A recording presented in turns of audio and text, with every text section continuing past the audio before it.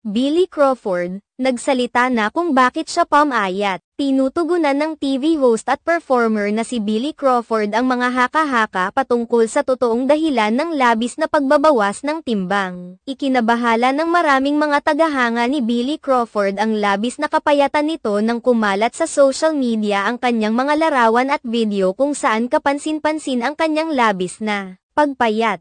Marami ang naghinala na ang dahilan nito ay ang kanyang sobrang bisyo. Sa isang panayam kay Billy Crawford, iginiit niyang malinis siya at hindi kailanman naging user sa buong buhay niya. Hindi katulad ng ipinapahiwatig ng ilang netizens. A lot of people have been talking on my behalf, alleging that I'm an addict or whatever.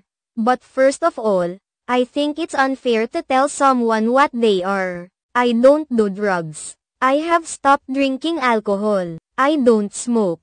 I have no vices. Pahayag ni Billy Crawford. I have an addictive personality, but the Lord is always there to save me, really.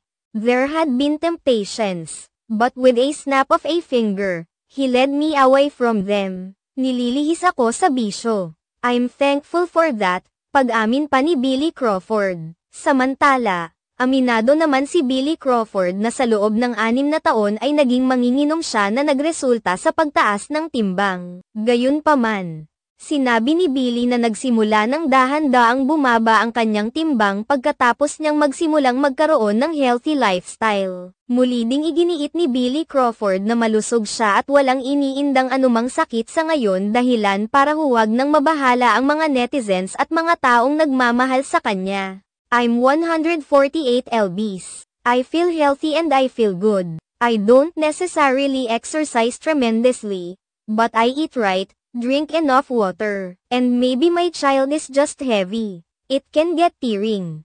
I used to do intermittent fasting and tried keto diet. Now I'm super healthy and can't ask for more, saad ni Billy. Nauna nang naglabas ng pahayag ang asawa ni Billy Crawford na si Colleen Garcia kung saan pinasinungalingan rin niya ang mga haka-hakang mayroong bisyo si Billy Crawford o ang pagkakaroon nito ng malubhang karamdaman.